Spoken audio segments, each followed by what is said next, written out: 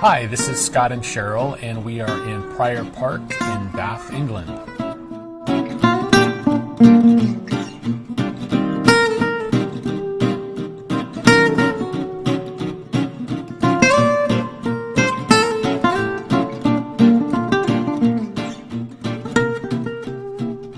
We are in a beautiful bridge overlooking a lake with some carp swimming in the murky water. Yes, and a fine rain on this little lake that we're on here. It's really gorgeous. It's great. And we've been in Bath for a few days, several days, almost a week. Yeah. And you may hear occasionally some thunder. Yes, it's that kind of day.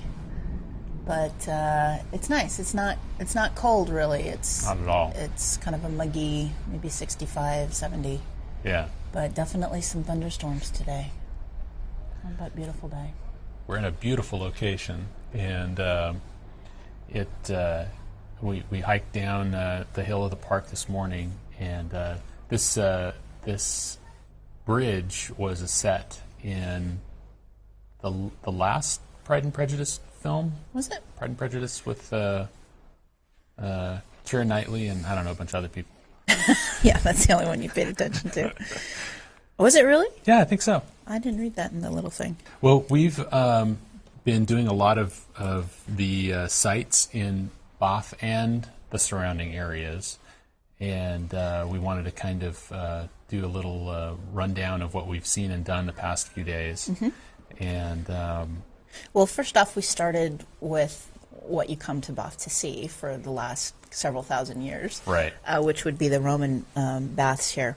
And it was really well done. I thought it was well worth coming and doing and seeing. Yep. They have a very interesting tour that was a bonus for us, that they have Bill Bryson, who Scott really enjoys, an author, giving his insights and comments as you go through different spots in the museum as well. Just really fascinating stuff that it's so lifelike, and they try to recreate exactly how people experience the baths and all of that. So that was really a highlight so far, I would say. Yeah, it was great. It was interesting because, you know, the original Roman baths are there, kind of on the lower level, but above that, you know, when they were discovered, I think it was during the Victorian era that they kind of excavated them and rediscovered them and started to reassemble them. And then, of course, as we've learned as well during our trip, the Victorians had a way of embellishing things and building onto things and leaving their own mark. So the upper levels, with the carved Roman statues and things like that of Roman figures and things, those are actually from the Victorian era that were built on. Was it Victorian or was it Georgian? No, I think you're right. Yeah. I think it was Victorian.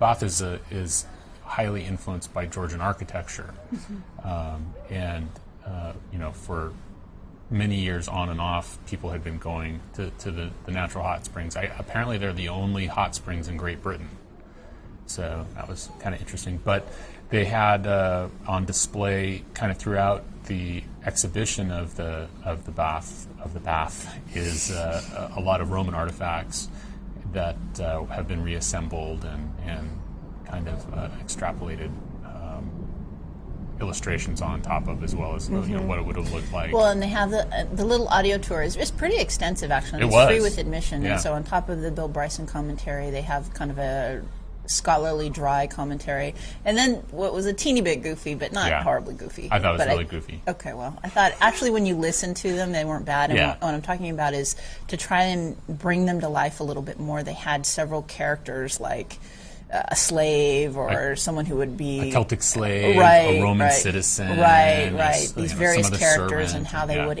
what their function would be at the baths and what they would do and that type of thing. Yeah. So it was just a minorly goofy, but it wasn't horribly so. That's big fish. Yeah. Plus, it had the huge appeal that it was free, and as we're going along, we enjoy the free. The audio guide. Yeah, the audio guide was free. It was included in the admission price. It was included in the admission. I think it was £13, right? Well, we got a combined ticket, though. Well, I was going to say, with a combined ticket, which I'm sure you'll have plenty to say about the costume museum that we saw later. Fabulous. So that was, I think, a good value. But it's one of those things you have to go. And then afterwards, you go to the pump room, which is where they have you able to sample the water. Yeah. And we did 50p, I mean, what the heck. And took a picture of me drinking. And it wasn't bad. It was just like flat iron water, basically. Yeah, it was a metallic tasting, but it was also probably like 100 degrees maybe water. It was warm, right. But it wasn't hot. It wasn't boiling or anything. No. Yeah. But it was like, that slightly warm, metallic-y tasting water. Yeah. Not anything that you'd want to have regularly, I don't think. No. Ooh, more thunder. So that was the main spot for the Roman baths. Boy, I'm having a hard time with that. I can see why. We're being influenced. I know. I can see how Madonna could change her accent over the years. It is so easy. Because easy. you find yourself saying things and to a local, and then kind of them doing a double take, like, what are you trying to say? Right. Oh, you're going to Bath. Okay. Right. 'Cause I don't know where this place Bath is, but I know where Bath is. So. Right. I mean, you adapt your own way of speaking to that so that you avoid that. Yeah. Exactly. I will mention that initially I kind of had wanted to do the Jane Austen Center. Of course. We had talked about that. We had planned on it for months. It was the cornerstone it wasn't the cornerstone. But several things I found out about it as we looked into it a little bit more. Is that it's not really any historical site of where she lived, which is fine. I mean, what do I care whether or not she actually slept here or whatever? But I guess the fact that it's called the Jane Austen Center. Right, and not Heritage House or something with a little bit more genetic pizzazz. But anyway, but I was still willing to check it out. And it costs and everything. So we walk down there, and we're early, and so we kind of walk around and come back, and this guy is standing out in front in Georgian attire. Poor guy. Right. For, he's probably getting paid £5 an hour. Just as a manservant. Right, in the little short pants. Like a footman, yeah. Yeah. Or no, I wouldn't say a footman, maybe like a gentleman or something. Anyway, whatever. I don't think so. I just felt embarrassed. I just felt like, I don't want to go up to the... I mean, he was standing in the front, welcoming you into this center. And I just felt embarrassed for him, so we just avoided the whole thing. Yeah. And I don't think there was that much. I mean, there's much about her life here in Bath, obviously, and more about her. But I don't think that there was that much to add to the whole experience. And plus, they have you go to the little gift center, and they charge you a bucket load for tea there and all this. So. Well, and the fact, too, that we had already seen, like, one of her manuscripts at the British Library, signed by her and everything, and like her writing desk. And so we'd already seen some of the things that I thought were significant. Yeah. Anyway, it's probably me just being oversensitive, but I was just slightly embarrassed for the guy. I mean, he obviously had no problem with it. He was doing it. It's his job. Right, but I just felt goofy. Yeah. So we shined that. Left us more time to do other things, I guess. Not the least of which such as the spectacular. Right, was going to the Museum of Costume, which I will remind you that Rick Steves says in his book, it is one of Europe's greatest museums. This is true. So, there. I thought it was great. Well, it was a little cheesy. When you first walk in, they have a thing on John Bates, who I guess was some kind of designer in the 60s. And they have a whole display of his fashion and everything. And, honestly, it just looked like Goodwill rejects. So, outrageous 60s style stuff, which at the time I know has significance in terms of fashion history and all that. But in the end, just looked goofy. And so we were like, oh my God, is this it? But then when you leave that section, it's actually housed in the assembly rooms. Right. Which are also a National Heritage Site. And free to go into, but they charge you to go into the actual museum. The museum itself, I thought, again, it was cool. I mean, they Yeah, had, no, I thought it was very well done. They had good commentary on the audio guide. And they had some pieces from the late 1600s, I think, was the latest that they had. And just interesting as to what everything women had to go through. And they have a little section where you can try on a corset and all this kinds of stuff. So they tried to make it more interactive. But I thought it was cool. And you were riveted, I know. Absolutely. I thought it was just fantastic. You were like... No, it was very well done, and they tried You were ready to go, though. Oh, yeah. Yeah. All right. And then the last big thing we've seen, we haven't yet done just looking at the Royal Circus area up there yet. Well, we're going to probably do that tomorrow or Sunday. But we also did, of course, the Abbey there. Oh, yeah. Which is really, really beautiful. Oh, yeah. I thought it was great. And they had a great little museum. They had a great little... too. Right, exactly. A lot of crypt usage, which is good. But, we've seen a lot of abbeys and cathedrals and minsters and things. And I thought this was very... Oh, yeah. Very lovely. It was great. And the thing that always strikes me, though, is as you're walking around in these places, not only just, again, how old this is. I think this one was built on a Norman cathedral. Right. I think rebuilt in like the late 1600s on a previous site. Oh, here it is. In 1539. Anyway, and but it always shows how weird it is when you're walking around that the floors are tombstones. Yeah. And I'm not clear if people are actually interned there. Well, at least at one point they were. Yeah. Okay. But then some other stones on the wall say, interred near this spot. Right, and it's just a marker. Right, it's like a memorial. Right, because they're a person of some kind of reputation or high class in the community, and so. But it's always strange. I remember I commented to you that, what was that movie? Which one? The Steven Spielberg with all the ghost ones. Poltergeist. Yeah. That, was, you built the house on top of a cemetery. Yeah. It's like, dude, they have I know. Amusement parks on top of this whole city is built on a cemetery. Right. We're eating our lunch on top of a cemetery. I don't think that holds really over here. Yeah. But anyway, so of course that's a remarkable site to take in as well. The city of Bath is really neat. Like I said, it's very Georgian in terms of its architecture. We are encountering more crowds. It is still the summer tourist season, and all the kids are out of school until the first part of September. It sounds like September 4th, which our innkeeper told us. Yeah.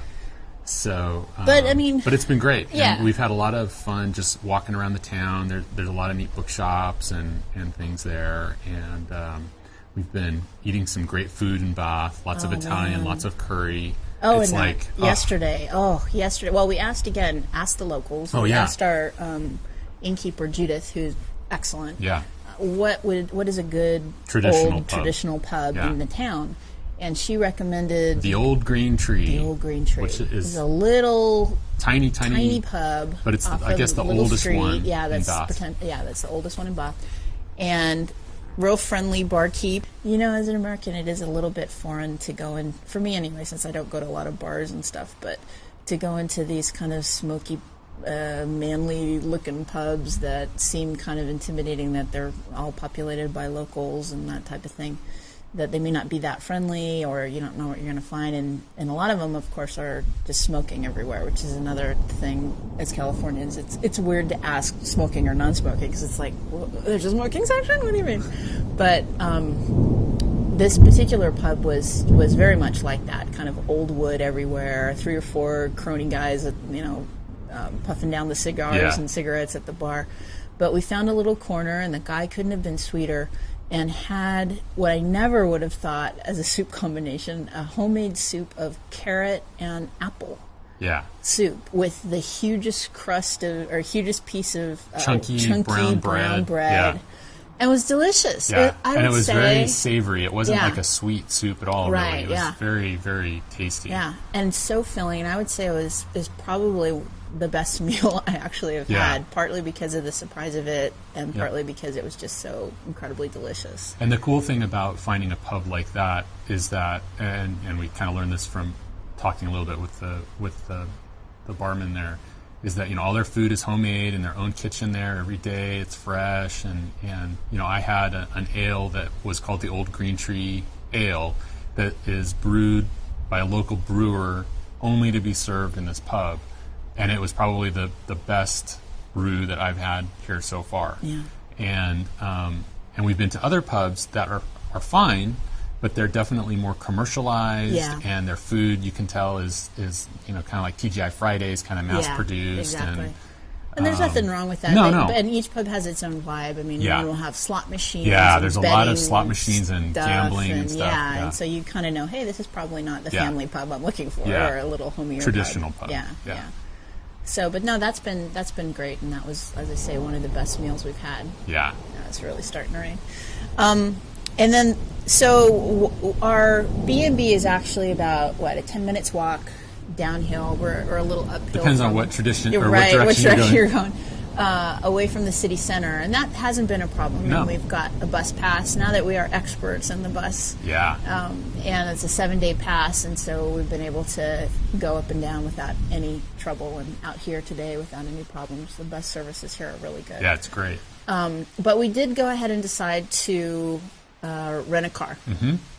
Which, thank God, Scott has no fear with the car, because I know I mean, if I had to do it, if you were bleeding and losing consciousness, and I had to do it, I could do it. Yeah. But I think you could do it. I think you're just psyching yourself out. You know, it's not so much the left. The left is not the thing, like you were saying. Yeah. It's going through the towns, and it's those roundabouts. Well, who thought that up? Well, the roundabouts aren't bad, and I have started to see the logic in them. Just give me a chance here, because, you know, I don't know if maybe people aren't acquainted with what a roundabout is, but in a lot of places here, there aren't stoplights. There are these roundabouts, and it's an intersection where 4 or more roads come to an intersection, and instead of having a 4-way stop or whatever, you have this circular roundabout that you enter into and drive in a circular direction around until you get to the exit that you want to get to. And so I think in some of these cases, especially kind of out in the countryside, where you have these kind of smaller highways, but there's a lot of traffic going through, a stoplight would break the flow of traffic, and it would back traffic up in all directions. And in this way, you know, it keeps traffic moving. So I kind of see the logic in that, I think. But when there is, I think the other thing too. Well, let's just briefly touch on this before we get to where we actually went with the car. But the fact that in these, so we're in Somerset, right? Right. The fact that these little towns, I think, are exploding in population more than they have been able to accommodate in terms of their infrastructure with their roads and things. So you will be driving along, you know, you're doing well, and then all of a sudden you'll see this sign. What was it? Traffic may appear in the middle for the next little bit of road. So basically what happens is you're driving along, and your 2-lane road turns into 1 lane. Boom. Yeah.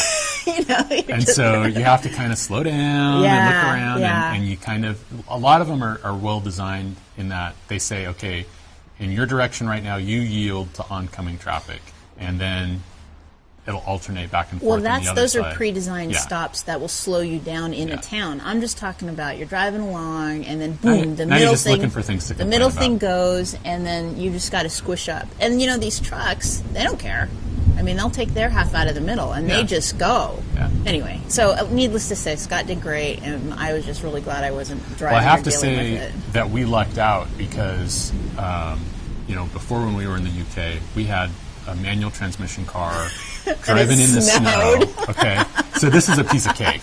Right? Really? Because we got a manual for 2 pounds more. No, we got an automatic. I mean, an automatic for 2 pounds more. Yeah. So it was well worth it. It was. And it wasn't raining when we easier. did it. Yeah. Not like today. Wow, it's really pouring now.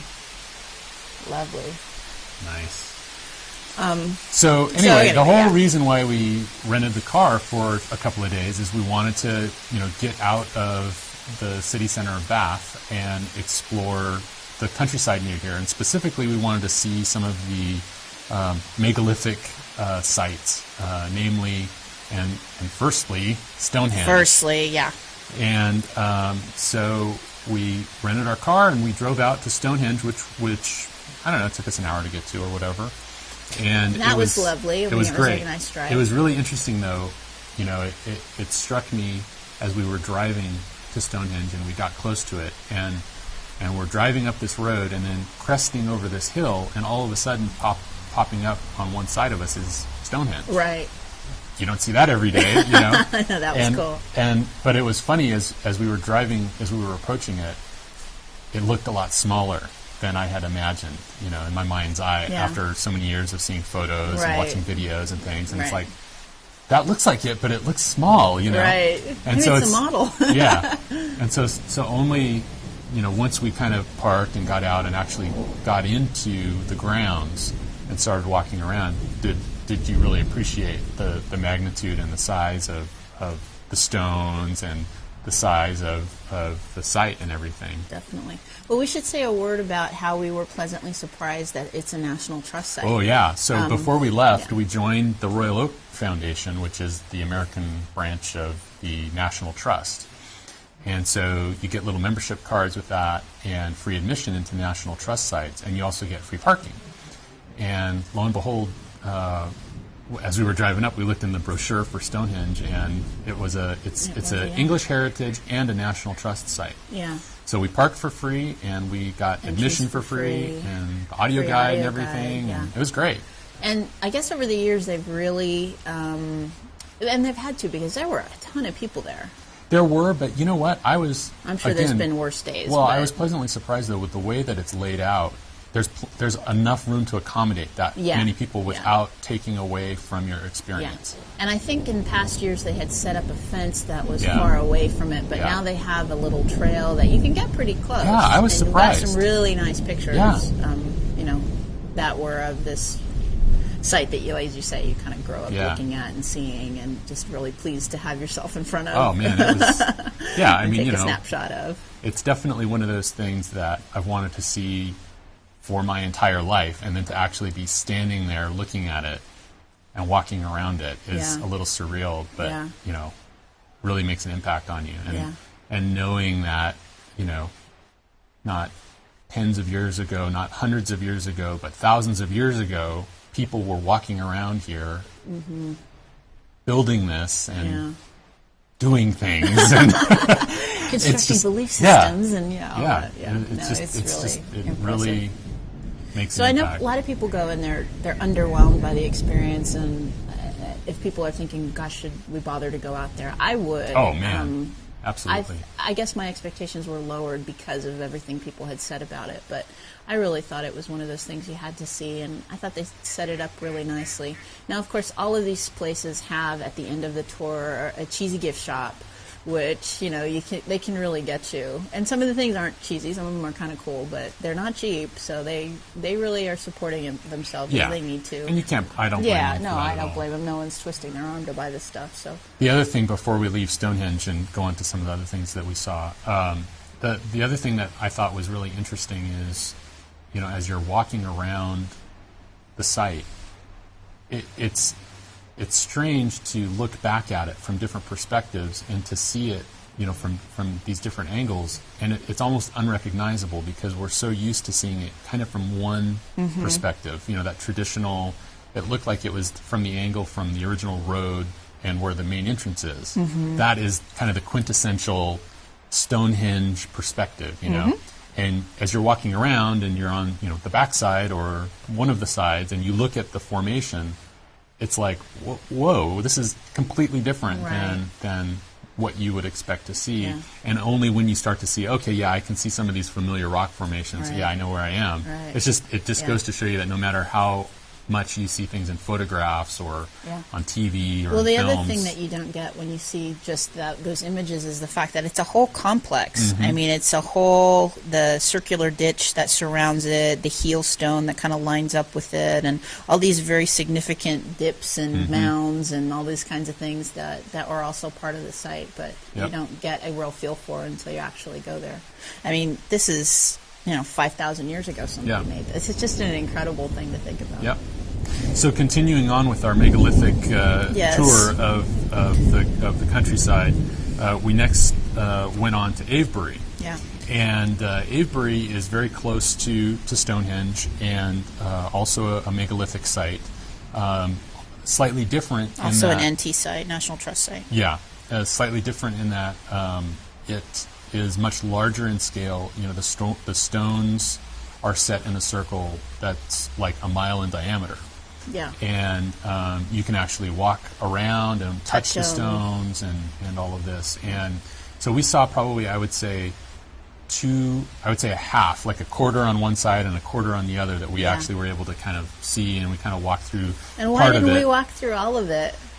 Well, there were a lot of sheep around, and a lot of evidence of those said sheep. And people could bring their dogs, and not everybody picked up their dogs. It was just distracting to have to constantly look down and make sure you didn't step in something. So, anyway, it was cool, and they could do something about that. Okay, well, we don't need to be negative about it, but I thought it was great, and it also had a great set of museums as well, with kind of showing large scale, what the site is, and kind of a lot of the excavation in the area, a lot of the artifacts that they found, and then there's a manor there, and some gardens that were beautiful and huge. Right.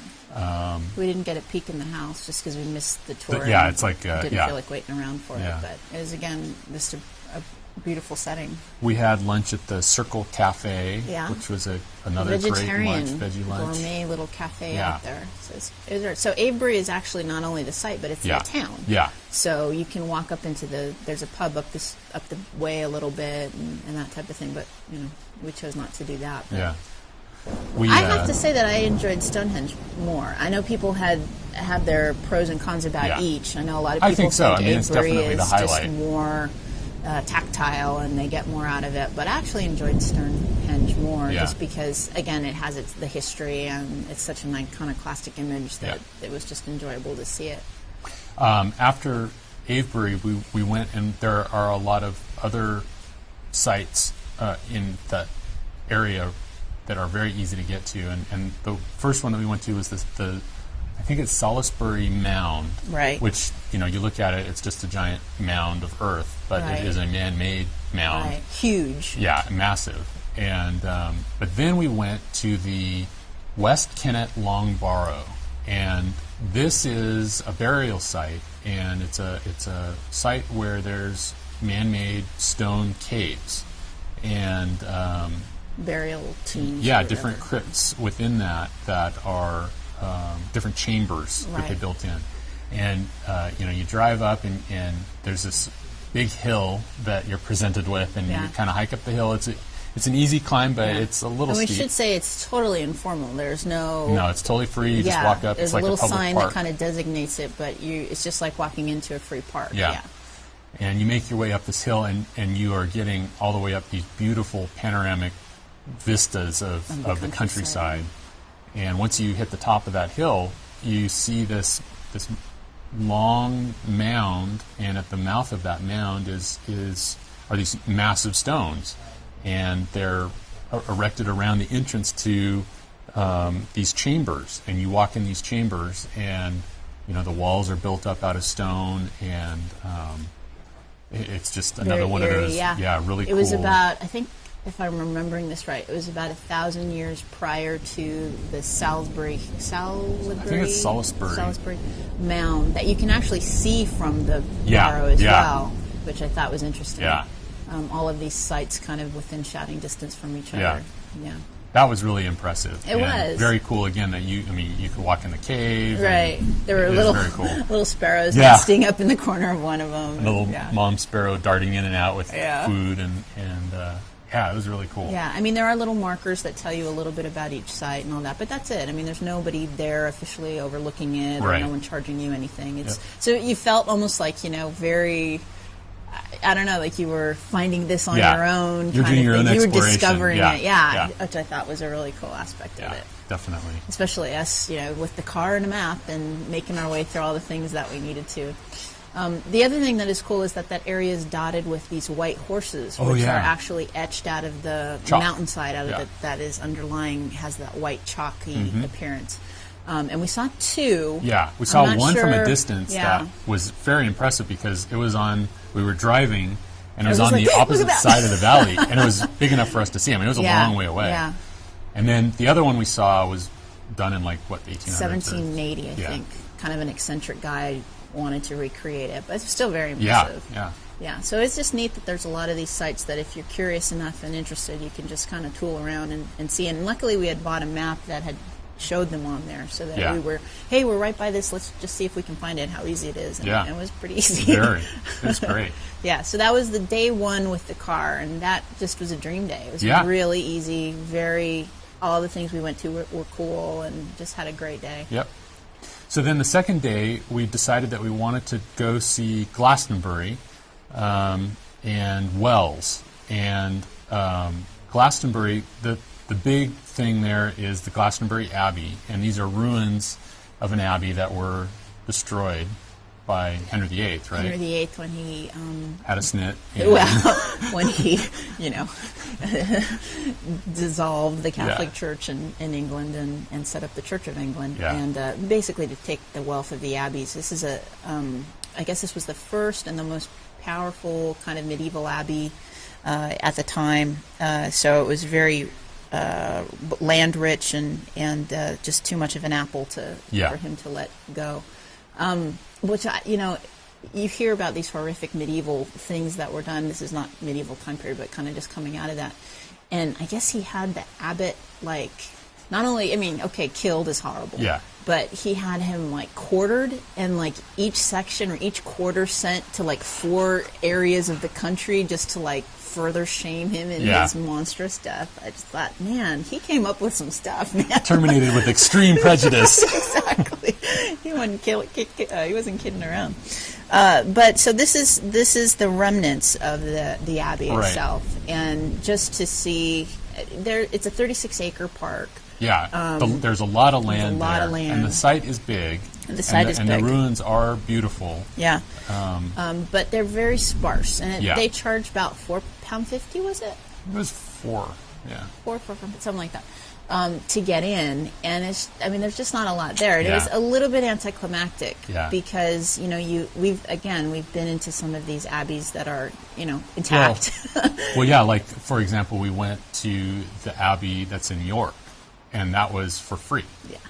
And it's much the same. You see these great arches and the ruins and stuff, and it's fantastic. Right. But when you pay £4 to see it, you expect a little more. Yeah. There was intact the abbot kitchen, and they have kind of some of the monks there to give a little presentation about what it was like in the kitchens and those types of things. But I didn't think it was worth it. I don't want to be totally flippant about it. Well, I think when we left, we're like, it was good, but we would have paid half, like £2 each, and we would have thought that was decent.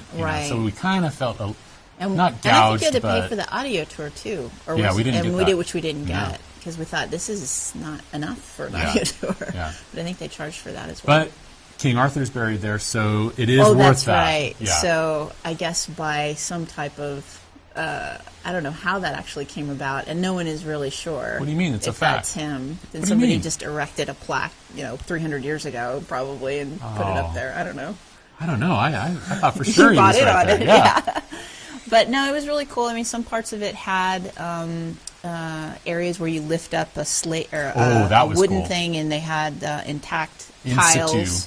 Yes, medieval tiles that were excavated and found, and they left there as part of the display of everything. That was really neat. Yeah, and the medieval tiles are beautiful. Yeah, and then the museum showed some of the other artifacts that they found along the way, which I thought was nice. Yeah.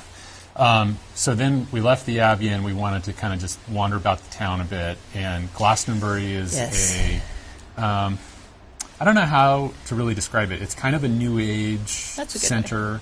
There are a lot of metaphysical shops there, and they tried very much to tap into that Arthurian legend. But I was expecting a little more of that, and I didn't pick up all that much. I mean, Well, a lot of the shops had lots of books That's on true. that, and Yeah. crystals, That's and models of dragons and fairies, Right. and heck, what else do you want? That's true. All right, I guess from that perspective, I suppose it could be seen that way. So I can see where I think this is. I mean, I don't see that kind of stuff everywhere, but being from California, it wasn't really that unusual. Yeah. So it didn't really it didn't really, or downtown anywhere. Yeah. I mean, in Northern California or San Francisco Bay Area, you could find those kind of shops everywhere. Yeah. So it wasn't really. And we had read in some of the books, go and see the unusual or the free-spirited folks in downtown, and it was just like, okay. It was very. I mean, we came away from it. We didn't really spend that much time there. We came away from it feeling like, okay, if you're into this stuff, that's great, but otherwise it's kind of a tourist trap. Oh, yeah. Yeah. So we left. And then we drove on to Wells. And Wells, the big attraction there is the cathedral.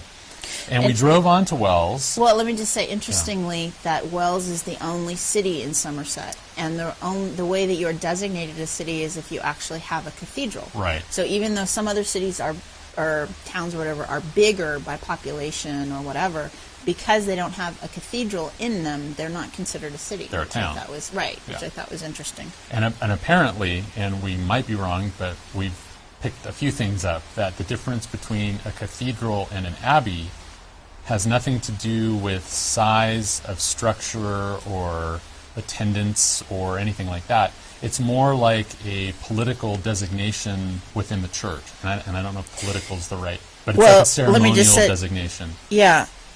So, for instance, Bath Abbey is a parish church, which is a great church of a monastery, and a cathedral is a principal church or a diocese, and that's the area of the bishop's authority. So it's kind of like semantics, really. Yeah. Anyway, but it's interesting to know why things are called what. Yeah. So anyway, to make a long story short, this is the unpleasant bit. We drove to Wells, and we discovered pretty much right when we pulled in, right before, it all went south right away. That was market day. Yeah. And so we drove in, and it's packed. There's This is not everywhere. A big town either. No. Yeah. And all the parking lots are full, and we got stuck in a parking lot trying to get in and out, and it was like, okay. So we left. I will say this again because I said it at the time and it just seems to ring true. I don't know how many people are familiar with the movie Annie Hall, but there's that part in it where Woody Allen goes out to California where he hates LA, and he has this big like Oldsmobile or something in this parking lot, and he's freaking out because he's claustrophobic and he's uptight about it, and he's like going back and forth and hitting all these cars and having flashbacks to the bumper cars when he was a kid. And you didn't hit anything. You were great. You were grace under pressure, but it was so tiny. Yeah. I mean, the spaces were microscopic. Yeah. And the car we had was this eeny weeny nothing of a car, and yet we had I trouble. like that car. Well, I'm just saying we had trouble maneuvering in this little parking lot because it was so packed. Yeah. So anyway, we were like stressed and we couldn't find a parking, and I don't know. We thought, what, we're going to see plenty of cathedrals. Yeah, I mean that's the thing. If this was our only stop in the UK, then we would probably figure out a way to do it, but it wasn't worth it. So hungry, again, bedraggled, annoyed, we left. Yeah. So once we left, though, we got back on the road, and really kind of the cool thing about renting a car is, obviously it gives you a certain amount of freedom, and the freedom that we enjoyed when we had it is just the ability to kind of tool around the countryside. Mm-hmm. And so one of the kind of happy accidents was we found this little town called Axbridge, and just a little tiny medieval town, but it's still a, functioning town. Yeah. And there's a square in the town, and on the square is this place called King John's Hunting Lodge. Right. And it's an original, medieval structure with, exposed timbers and plaster, and it's a little museum. Rickety stairs. Yeah, it's crazy. We'll post pictures on the blog. Yeah. And but it had all sorts of artifacts kind of throughout time of this town, and it was just great. Free, walked in. I guess there's some dispute as to whether or not it was really King John's. Right. But we'll just say we'll like to think it was. Yeah. And we and had a great lunch at the Lamb's Inn yeah. pub.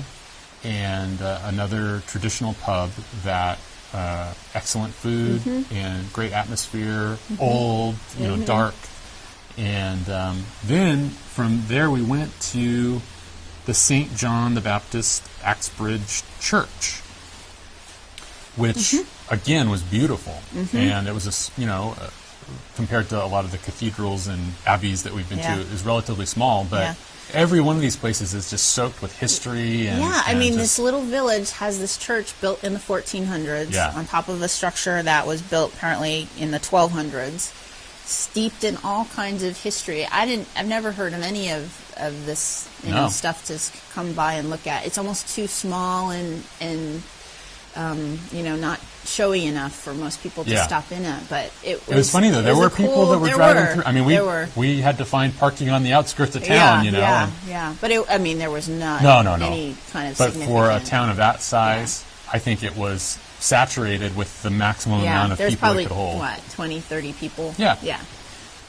But yeah, definitely. And the church itself was, again, cool and had all these little medieval elements to it and just amazing. So that was the highlight of the day. Yeah. Unfortunately, the big money things like the abbey and the cathedral kind of were a wash for us. And it was just this little thing that we found as an accident. Yeah, and I guess that just goes to show you that no matter what you plan, be open to these, happy accidents. Absolutely. And allow yourself the ability to have some spontaneity. And a lot of times, we ended up having more fun there than we had, like you said, at the ruins of the Abbey in Glastonbury. That's true. Anywhere else that day. Yeah. So.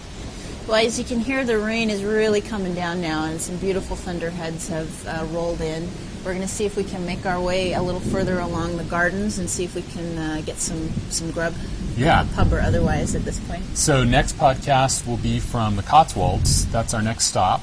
And, during, between our last podcast and now, we had the big terrorist plot that was foiled here in the UK that had caused so many problems with the international flights at every flight and Heathrow specifically. And so we feel very fortunate that we made it over when we did and we avoided all that mess. We have had no problems with that at all, within the country. Sure. It's just business as usual, no problems. Yeah, it's been a dream, a breeze. Yeah, but we're happy that we're here and we're happy that the rest of our trip is via rail. So. Right. Very easy. So, we're going to try to stay dry for the rest of the day and see what we can find out in Bath, and we'll talk to you soon. So for now, this is Scott. This is Sheryl. And take care. Bye-bye. Oh, and before we go, yes, be sure to visit our blog at ayearineurope.com.